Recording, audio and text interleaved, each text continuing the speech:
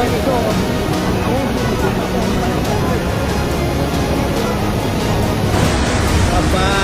pun berbalik ya?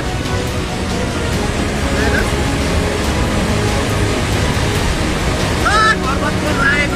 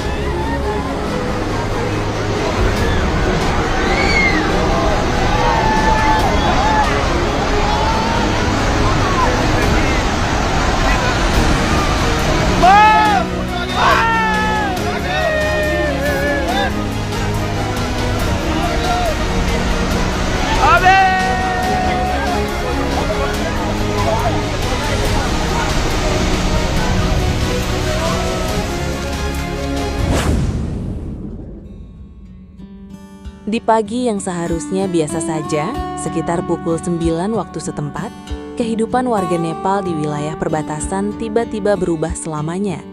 Dari arah perbatasan Tibet, banjir bandang yang luar biasa dahsyat meluncur turun dengan kekuatan yang tak terbayangkan, menyapu lembah sungai Botkosi dan terus mengalir deras ke sungai Trisuli, membawa serta ketakutan, kehancuran, dan kepedihan yang mendalam bagi siapapun yang berada di jalurnya.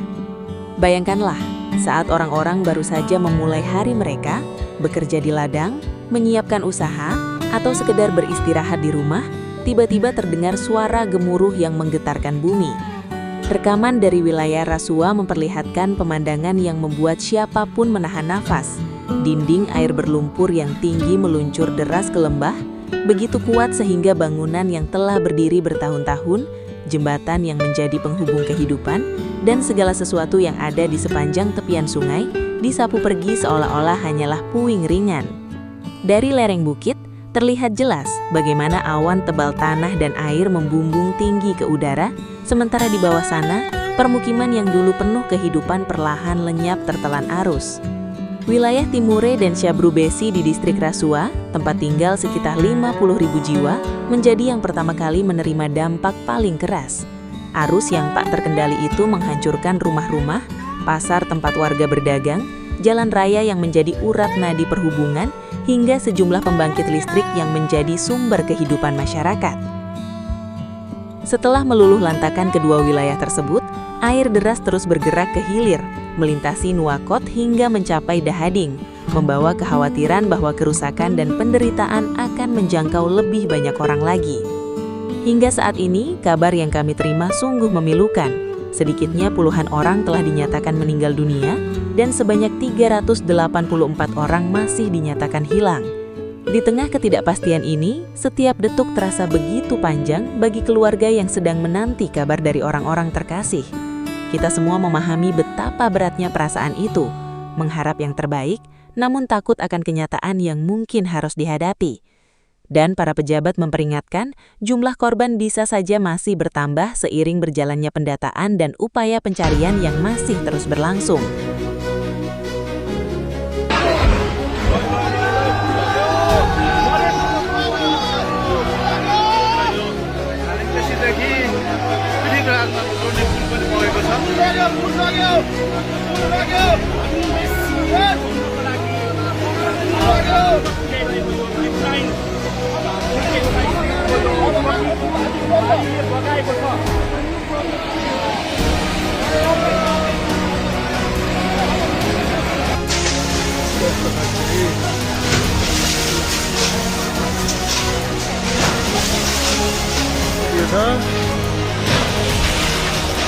Kelcok ko dukhako din फेरि सुरु भएको छ।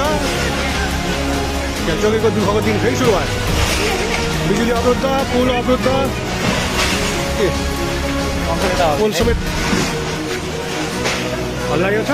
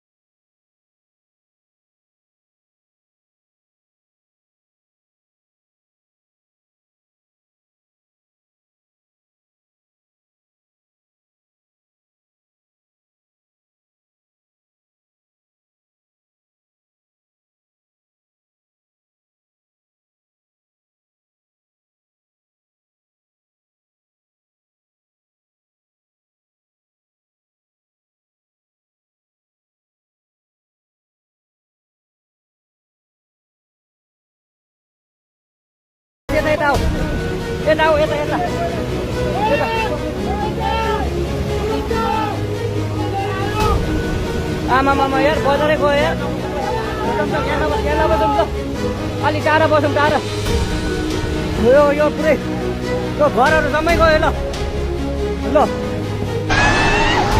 ल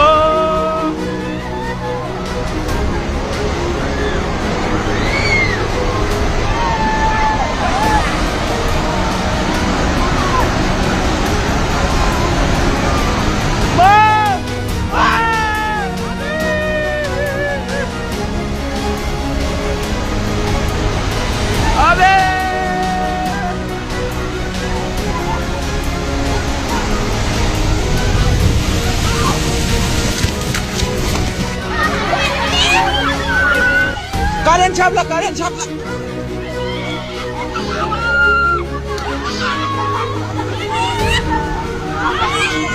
Kalian caplak, kalian caplak.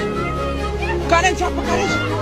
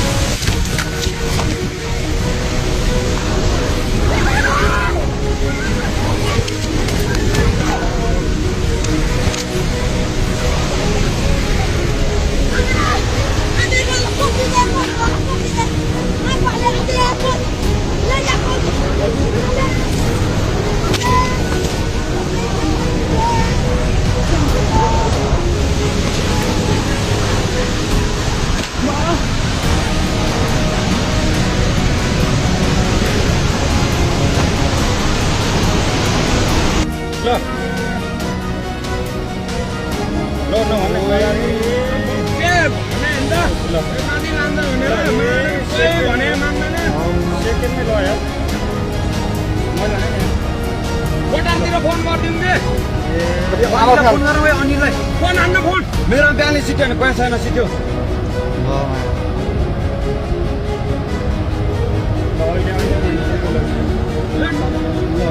अहिले तुरन्तै माथि उठ्ने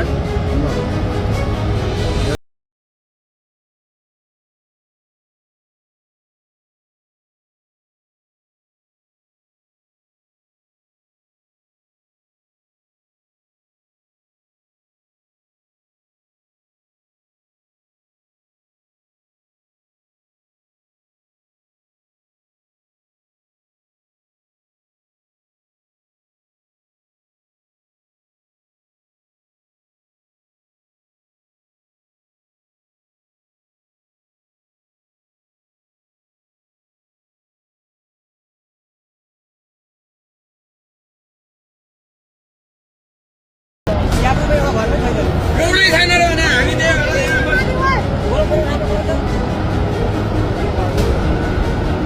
यही अरू कटेन